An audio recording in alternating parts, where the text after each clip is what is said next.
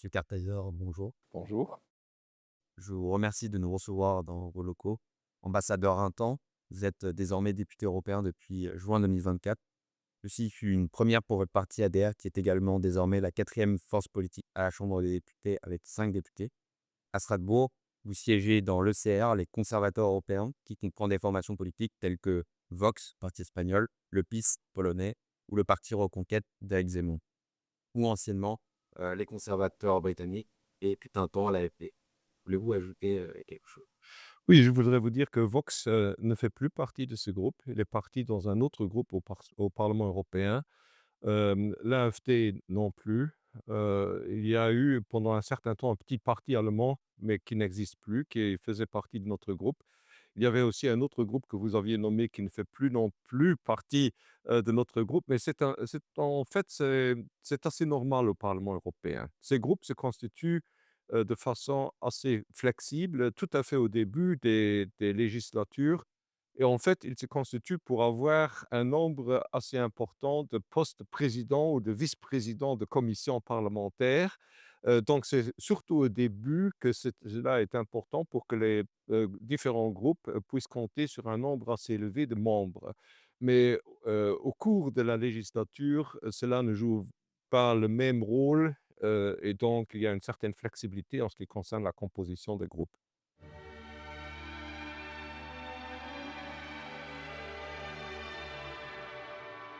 En fait, je crois que pour le Luxembourg, la situation est encore différente que pour d'autres pays. Je crois qu'un pays comme le Luxembourg doit pouvoir compter sur une coopération et en partie sur une intégration européenne. Nous ne pouvons pas faire sans, contrairement à d'autres pays qui sont beaucoup plus grands et qui ont des possibilités d'action autres que les nôtres. Nous avons besoin d'une union monétaire. En tant que Grand-Duché de Luxembourg, nous l'avions toujours. Au 19e siècle, au 20e siècle, nous avions soit le marque allemand, soit le franc belge, soit une autre monnaie. Donc c'est une nécessité, de même que c'est une nécessité en ce qui concerne la coopération économique. Nous avons toujours eu, au moins depuis la sidérurgie, nous avions toujours une industrie assez forte et pour avoir des marchés, nous avions besoin d'une union économique. Donc, union économique et monétaire pour nous est une nécessité absolue. Dans ce sens-là, on ne peut pas être anti-européen en tant que luxembourgeois, mais on peut, en ce qui concerne les volets culturels et purement politiques, insister sur l'indépendance, des États au sein d'une coopération européenne plus large. C'est ce que le parti ADR aussi veut défendre, c'est une forme d'autonomie des nations, donc une Europe des nations au sein d'une union économique et monétaire. C'est un peu notre vision de l'Europe, donc une coopération intensive avec les autres pays européens, tout en sauvegardant une identité nationale propre.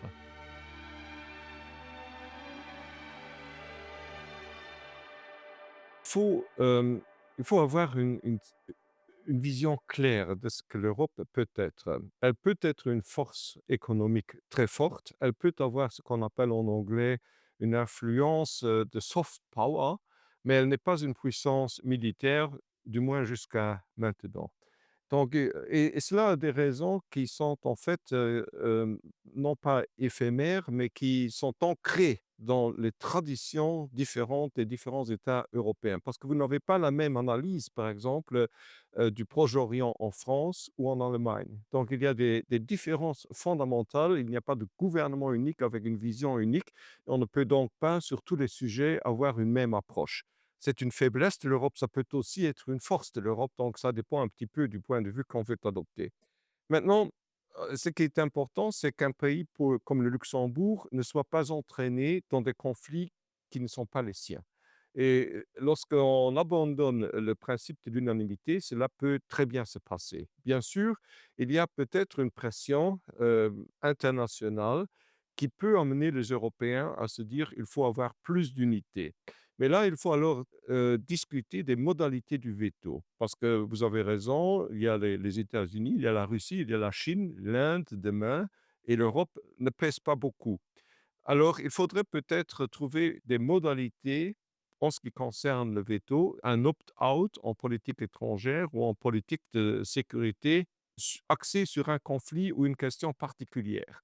Parce que si, par exemple, prenons le Moyen-Orient ou l'Ukraine, et cetera, il y a peut-être un certain nombre de pays membres de l'Union européenne qui veulent adopter une politique, disons, grand A, alors que d'autres veulent une politique grand B sans vouloir bloquer nécessairement les autres. Il faudrait une flexibilité de opt-out en politique étrangère. Mais ce qu'on ne peut pas faire et ce que nous ne serions pas prêts à accepter, c'est qu'une majorité des pays nous forcent à prendre part, par exemple, dans un conflit armé ou dans un conflit où nos visions, nos intérêts nationaux seraient fondamentalement différents. Je crois qu'il faut protéger aussi les États membres euh, au sein d'une union qui se veut plus forte.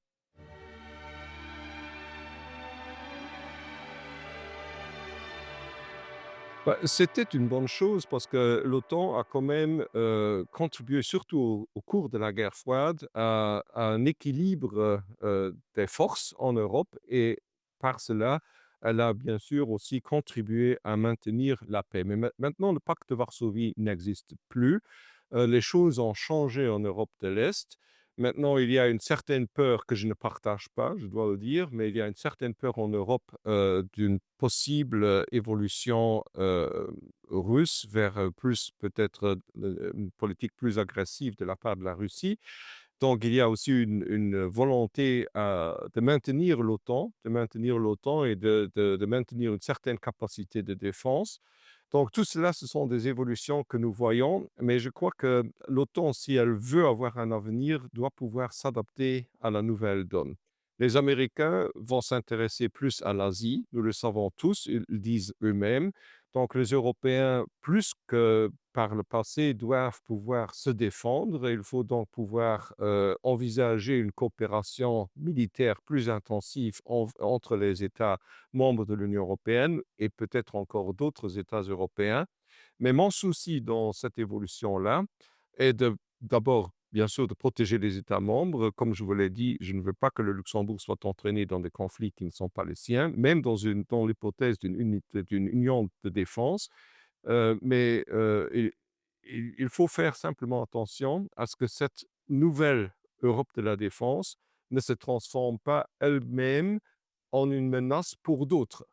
Donc, c'est un équilibre qu'il faut faire entre une capacité de défense propre, mais accompagnée d'une politique assez euh, pacifique.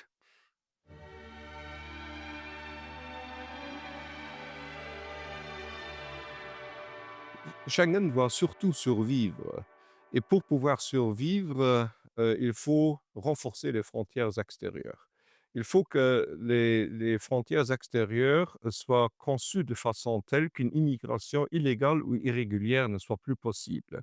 Parce que si cela est possible, si ces personnes entrent sur le territoire d'un pays membre de l'Union européenne, nous avons ce qu'on appelle des mouvements secondaires, des mouvements de migration secondaires. Les gens ne resteront pas dans des pays qui ne peuvent pas leur offrir de vraies chances de développement économique. Il y a très peu de gens qui resteront en Bulgarie ou même en Pologne ou en Roumanie.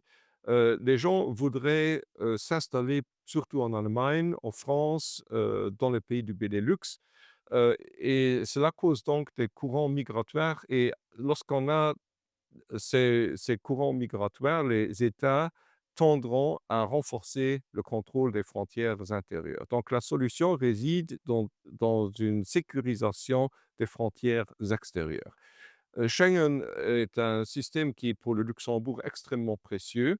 Nous ne voulons pas que des contrôles soient réinstallés aux frontières avec la France, la Belgique et l'Allemagne, sauf, et je dois le dire aussi, pour l'ADR, il est toujours important de pouvoir instaurer des contrôles frontaliers ciblés et limités dans le temps. Par exemple, pour combattre la criminalité transfrontalière. Mais c'est des contrôles ponctuels. Alors, il faut préserver le système Schengen et pour le préserver, il faut protéger les frontières extérieures de l'Union.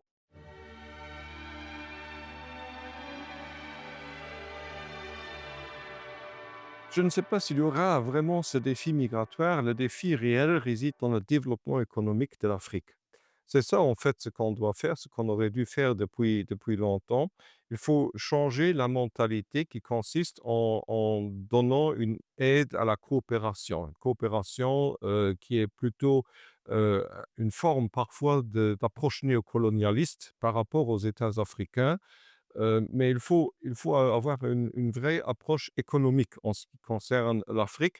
Il faut des investissements en Afrique, des investissements massifs, pour créer des emplois et des emplois intéressants en Afrique. Par quelques pays africains sont déjà sur cette voie et connaissent des résultats impressionnants. Il faut généraliser cette approche. Mais pour pouvoir le faire, il faut aussi que les États africains soient des États de droit, parce que nul ne va investir dans les États africains si ces investissements ne sont pas garantis ou si la sécurité physique des personnes n'est pas garantie. Donc il faut de la part des États africains des efforts de développement, mais des efforts de développement qui proviennent d'eux-mêmes. Et puis, par après, les Américains, les Européens et d'autres, comme les Chinois, ou les Russes, doivent pouvoir investir dans ces pays. Je crois que, c'est la bonne solution. Il ne faut pas envisager un avenir basé sur des flux migratoires, mais il faut envisager un avenir basé sur un développement économique authentique. Est-ce que cette question est de ressort national ou de ressort européen? Les 2. Parce que, en fait, chaque État peut avoir une, politique économique pour l'Afrique, mais il est important que le cadre général soit, heu, propice à de tels investissements et ce cadre général doit être, disons, discuté et arrangé au niveau européen.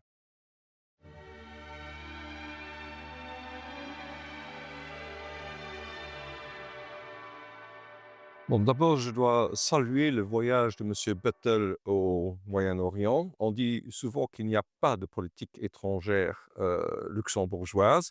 En fait, je crois que c'était monsieur Hasselborn qui a même dit cela. Il n'y a pas de politique étrangère luxembourgeoise, il n'y a qu'une politique étrangère européenne. Or, je crois que c'est très naïf et c'est une approche qui peut même être nuisible pour un pays de dire: «Bon, nous ne faisons pas de politique étrangère». Non, il faut une politique étrangère luxembourgeoise et donc, si un ministre luxembourgeois fait des tentatives comme ça de rétablir le dialogue dans une région, je ne peux que saluer cela et j'espère qu'il aura aussi des résultats positifs. Maintenant, en ce qui concerne cette question spécifique de l'UNRWA, euh, la position que je veux défendre est que nous n'avons pas besoin finalement de cette organisation parce que nous avons une situation au sein des Nations Unies où nous avons deux organisations qui s'occupent des réfugiés. Nous avons le Haut Commissaire des Nations Unies, le Haut Commissariat pour les réfugiés, et à côté, nous avons cette organisation spécifique pour le Proche-Orient. Or, le problème, il y a plusieurs problèmes avec l'UNRWA. La première, le premier problème, c'est justement qu'il est partisan, qu'il n'a pas ou qu'il n'est pas perçu comme neutre. Et à mon avis, à juste titre, ça commence avec les livres scolaires, l'implication de certains membres dans les attentats du 7 octobre, et cetera. Donc il y a des problèmes spécifiques en ce qui concerne la neutralité et la fiabilité de l'organisation. Mais à côté de cela, il y a aussi le problème, de la perpétuation du statut de réfugié. Lorsque vous êtes réfugié, normalement, vous êtes réfugié vous-même, mais vos enfants ne le sont peut-être plus parce qu'ils sont nés dans un autre endroit et il faut les scolariser dans cet endroit, il faut leur, réserver un avenir dans cet endroit et c'est la définition générale aussi des réfugiés au sein du Haut Commissariat des réfugiés pour les Nations unies. Cela me semble raisonnable et crédible. Alors qu'au Moyen-Orient, on est réfugié de père en fils, si vous voulez. Et comme ça, il y a toujours plus de réfugiés palestiniens, même si les origines datent déjà de cette, si vous voulez, de cette situation de crise qui a donné lieu à des réfugiés palestiniens, date des années 40 ou 50. Donc, il y a un problème politique avec la définition du statut de réfugié des Palestiniens. Et à côté de cela, il y a des problèmes de fiabilité et de crédibilité. Donc, je comprends que les Israéliens ne veulent plus de cette organisation. La solution réside peut-être dans une extension des compétences du Haut Commissariat pour les réfugiés au Moyen-Orient. Et comme ça, nous n'aurions plus besoin de cette organisation spécifique.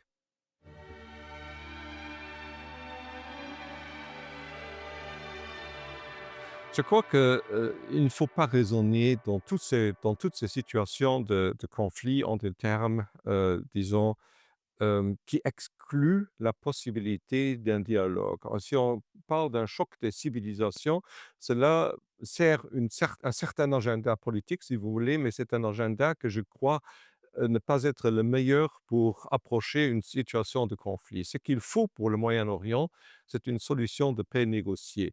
Israël le voit d'ailleurs, je crois, très bien parce que le rapport des forces au Moyen-Orient a changé fondamentalement. Si vous voyez ce qui s'est passé encore il y a quelques décennies, Israël était à même de conduire des guerres assez courtes avec un impact important. Maintenant, le rapport des forces est tel que, en fait, Israël joue un peu sa survie dans tout un nombre de scénarios possibles. Donc, Israël a un intérêt fondamental, et c'est peut-être l'élément nouveau, à s'engager sur une voie de négociation, y inclus avec des mouvements qui, également, à mon avis, sont moralement condamnable. Mais pour pouvoir assurer la survie de l'État, d'Israël, il faut trouver une autre approche pour les conflits au Moyen-Orient, y inclus avec l'Iran, avec les voisins immédiats, de l'État d'Israël. Il faut retourner vers une perspective de paix. Or, je reproche à monsieur Netanyahou, je comprends tout à fait sa réaction après le 7 octobre. Je crois que nous tous aurions choisi à ce moment-là une approche offensive. Mais, maintenant, on ne peut plus en rester là. Il faut essayer de trouver une solution négociée dans l'intérêt même de l'État d'Israël et bien sûr également dans l'intérêt des populations palestiniennes et autres.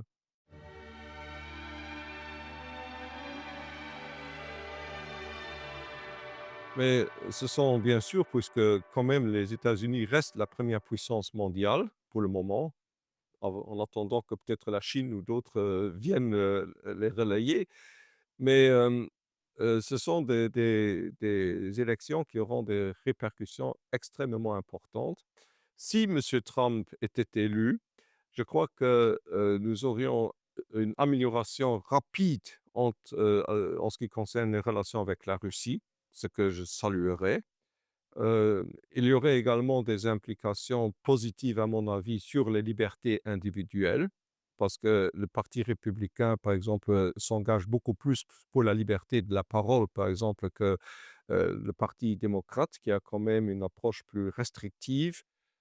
Donc, il y aurait un certain nombre d'effets positifs. Pour Mme Harris, si jamais elle était élue, on ne sait pas très bien à quoi s'attendre. Son programme est beaucoup plus flou. Et je crois qu'il y aurait peut-être une continuation également de certains conflits, comme le conflit ukrainien, peut-être à un niveau moins intensif.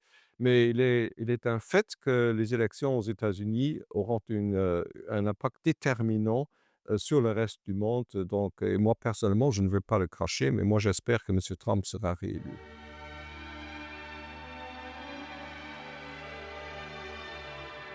C'est un conflit, si vous voulez, entre frères. C'est le troisième conflit, fratricide européen, je dirais, 1 guerre mondiale, Deuxième guerre mondiale, conflit ukrainien. C'est la troisième grande guerre entre Européens, dans l'espace d'un siècle, au très peu. Donc c'est un conflit qui, si vous voulez, dans cette perspective-là, affaiblit l'Europe, ce que je regrette. Et puis c'est aussi un conflit, hem, de indirect entre Américains et Russes.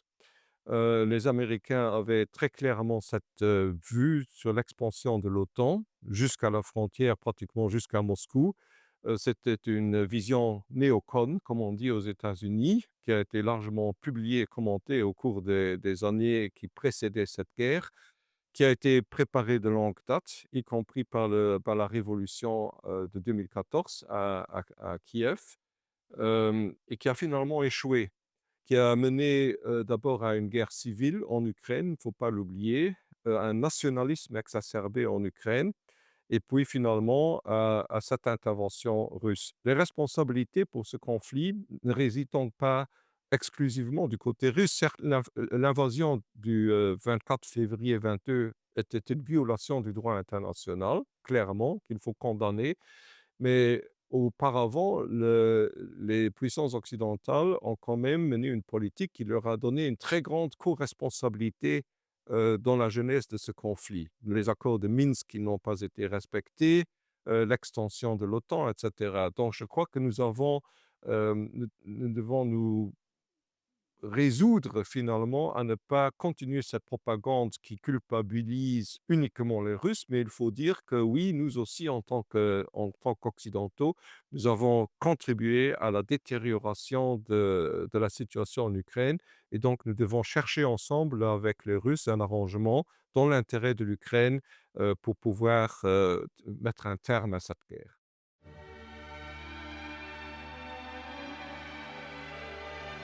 Il y a différentes, vues, à ce sujet-là. En fait, une forme de garantie internationale, mais à mon avis, une adhésion de l'Ukraine à l'OTAN est totalement exclue.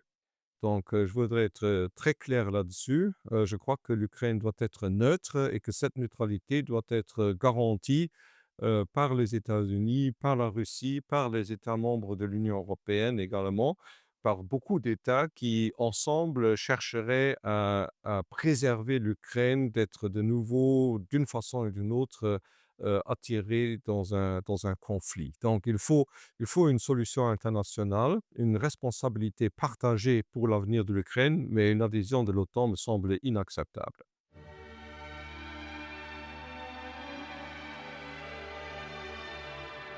Non, je ne crois pas du tout que l'Union européenne puisse être visée. Je sais que de tels scénarios sont discutés. En fait, je les entends tous les jours. Mais je ne crois pas qu'il y ait une vision d'expansion russe ou une volonté d'agression contre l'Union européenne. Il y a des problèmes. Je ne veux pas dire qu'il n'y ait pas de problème et qu'il faut une certaine vigilance. Et je pense souvent aux États baltes parce que les États baltes sont dans une situation où ils ont des minorités russophones et ces minorités ne sont pas toujours bien traitées.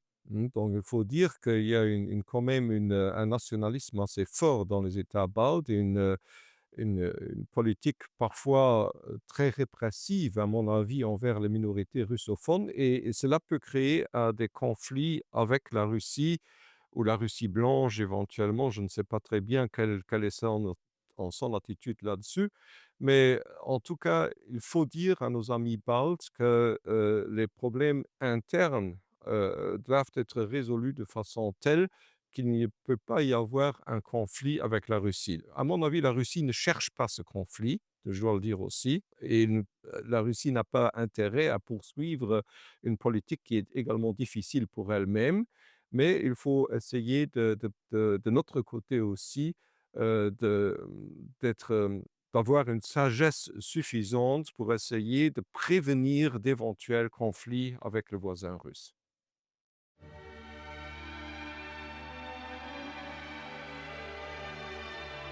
Ce sont en fait 2 situations qui me posent des problèmes, mais des problèmes non seulement en ce qui concerne la politique russe, mais également la politique occidentale. En fait, il s'agit de la Moldavie et il s'agit de la Russie. Dans les 2 cas, nous avons une certaine concurrence entre une influence européenne et occidentale et une influence russe. Et je vois que l'Occident investit très fortement dans ces campagnes électorales pour essayer de rattacher ces États ou de garder leur orientation occidentale et la Russie fait de même pour l'autre côté. Nous avons donc une situation, je dirais, pré-ukrainienne. En fait, au lieu de laisser à ces pays, la Moldavie et la Géorgie, la souveraineté nécessaire pour décider eux-mêmes de leur avenir, en fait, nous nous engageons également en tant qu'Union européenne dans cette concurrence et nous avons aussi une participation directe, je dirais, dans les campagnes électorales, etc., au lieu d'avoir une certaine retenue. Donc, ce que nous reprochons aux Russes, nous le faisons nous-mêmes, hein.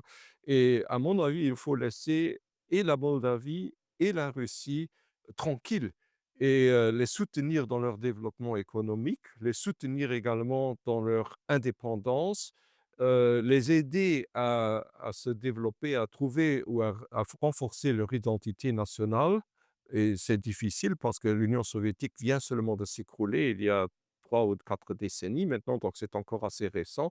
Mais je crois que cette politique dans laquelle nous nous engageons pour vraiment faire concurrence l'un à l'autre, aux dépens des peuples moldaves et géorgiens, c'est une politique qui ne me plaît pas.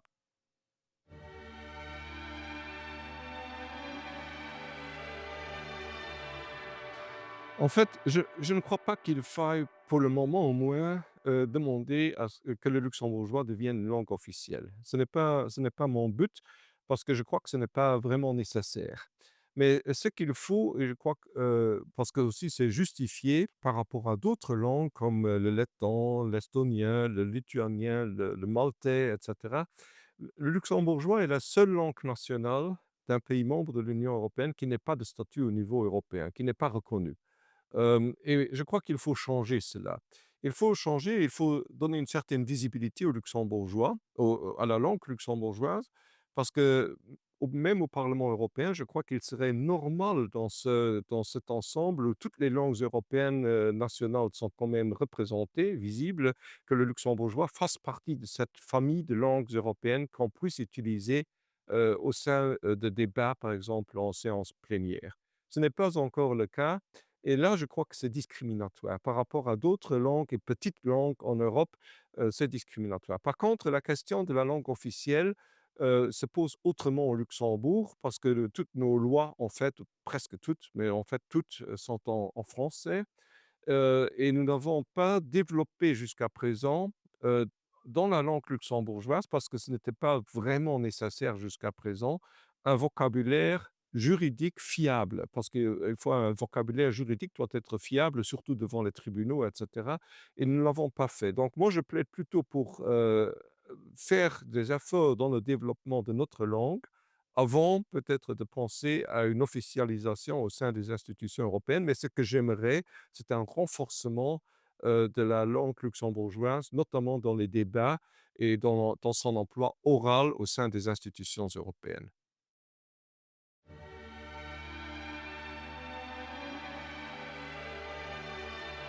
Je crois qu'il n'est pas toujours faux de faire de l'Union européenne, un bouc émissaire, hein. Donc, l'Union européenne n'est pas un ensemble, neutre ou sacro-saint. Donc, c'est comme toute création politique, elle a des avantages et des désavantages. Donc, je crois qu'on peut aussi faire des reproches à l'Union européenne, sans commettre un crime de lèse-majesté, si vous voulez. Mais, mais c'est valable en fait pour toute forme de structure ou de gouvernement. C'est valable également pour l'Union européenne. Maintenant, il y a 2 visions qui se font concurrence en Europe. Donc, je crois que tout le monde est d'accord pour dire: «Nous avons besoin de plus de coopération en Europe occidentale», parce que les défis mondiaux sont tels qu'on ne peut plus, au niveau des États nationaux, prendre des décisions, valables, en fait, suffisamment fortes pour pouvoir affronter les défis, actuels. Donc, et c'est même vrai pour l'Allemagne ou la France ou l'Italie. Même ces pays-là doivent être considérés aujourd'hui comme plutôt des puissances moyennes ou plus, mais peut-être déjà des petits États par rapport à d'autres puissances émergentes comme l'Inde, l'Indonésie, la Chine certainement et d'autres. Donc en fait, nous sommes un ensemble de petits pays, si vous voulez, qui doivent coopérer. Mais la vision, parce que l'Europe a son histoire, chaque pays a son identité, culturelle, linguistique et autres. Et donc, la vision que je crois plus prometteuse pour l'Union européenne, c'est cette vision d'une Europe des nations. Nous coopérons étroitement, mais chaque État peut conserver son histoire, ses traditions, qui font la richesse de l'Europe. Donc, il y a deux visions, celle du melting pot américain, si vous voulez que tout le monde soit identique, nous nous comportions exactement de la même façon, qu'on pensions de la même façon, agissant de la même façon. Par contre, il y a aussi, ceux comme moi qui disent que la richesse de l'Europe, c'est sa diversité et qu'il faut préserver la diversité afin d'avoir une coopération consentie par les nations, dans une structure comme l'Union européenne.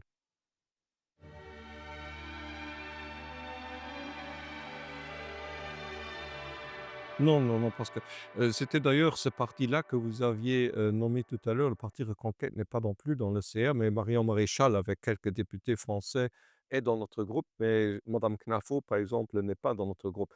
cela ne veut pas dire que je n'ai pas beaucoup de sympathie pour beaucoup de choses que Mme Knafo peut dire ou le parti Reconquête, hein. Je ne suis pas dans ceux qui établissent des murs entre partis politiques. Je crois ni de droite ni de gauche d'ailleurs, hein. Donc je suis prêt en principe à coopérer avec tout le monde s'il y a des vues identiques ou des intérêts communs. Non, mais il y a cette vision de la migration est un défi. Nous le voyons dans toutes les élections en Europe actuellement.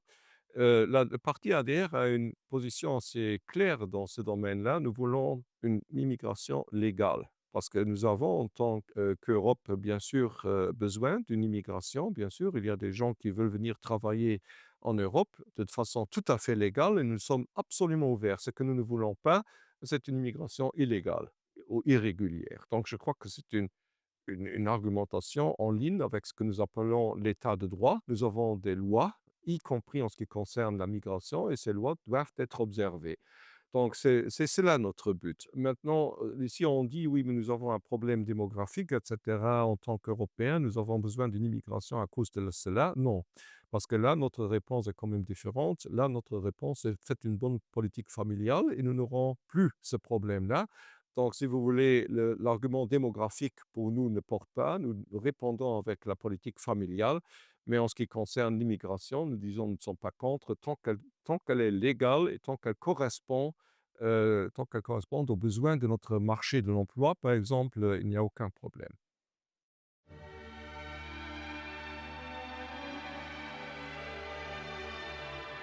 Bah, moi, vous savez, je suis une bête étrange en politique européenne. Au Parlement européen, je vote souvent avec la gauche.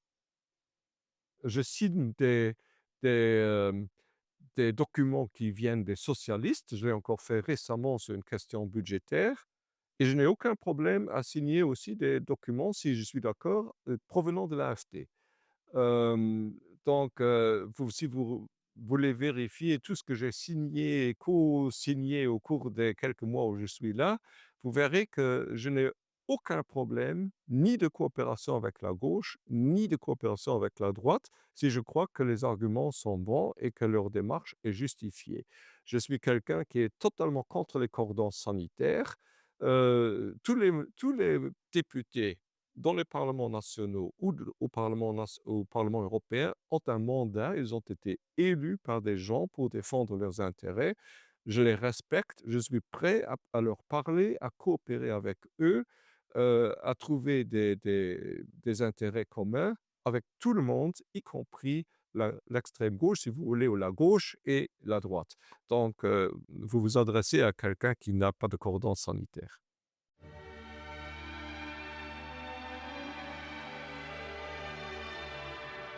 Nous avions cela dans notre programme il y a un certain temps et il y a eu des discussions également au Luxembourg. D'ailleurs, j'avais fait une proposition de loi moi-même, pour interdire le voile, donc complet, hein, donc pas un voile porté seulement comme le hijab et la burqa.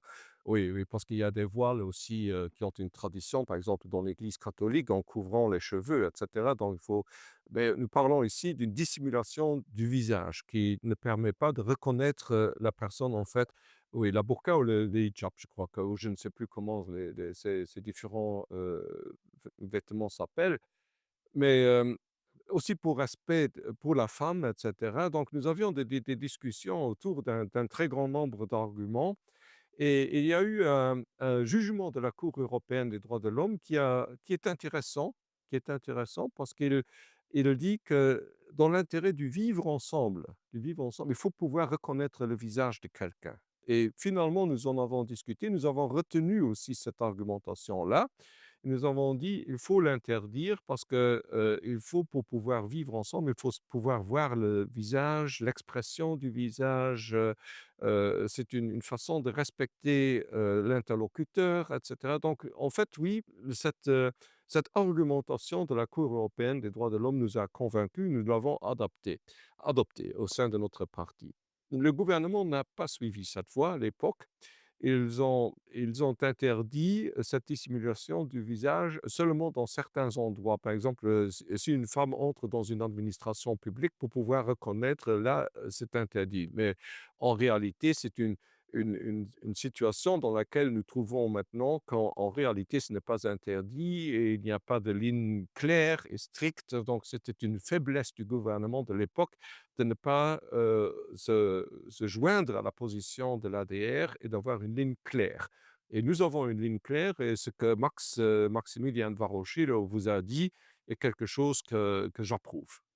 Et le voile islamique simple. Et les Zemmour, par exemple, Reconquête est désormais ou une partie de Reconquête, donc où les ex-Reconquêtes sont maintenant, à l'ECR. Ils sont pour l'interdiction totale du voile islamique simple, pas la burqa. Tant qu'on voit le visage, hein, on a la possibilité d'avoir ce vivre ensemble, de reconnaître l'interlocuteur, de pouvoir lui parler librement, et cetera. Donc, là, je crois que c'est cette ligne que nous avions adoptée et qui peut se justifier, je crois, même pour quelqu'un qui serait vraiment fortement croyant, islamiste, et cetera, pas islamiste, mais quelqu'un qui est un musulman fortement pourrait facilement, je crois, adopter cette ligne que nous avons choisie pour l'ADR. Donc, tant que nous parlons de la dissimulation du visage, nous sommes contre. Tant que le visage est visible, nous n'avons pas de problème avec la tenue vestimentaire. Il y a aussi d'autres problèmes comme dans les piscines, hein, par exemple, là, c'est plus compliqué. Il y a des questions d'hygiène, des questions de sécurité qui se posent. Là aussi, donc il faut, je crois, s'opposer à des habits islamiques, mais pour d'autres raisons, si vous voulez, que pour cette question de dissimulation du visage. Merci pour, cette opportunité. J'espère que ça va plaire aux autres. Merci beaucoup aussi pour l'intérêt que vous avez montré dans nos positions. Merci.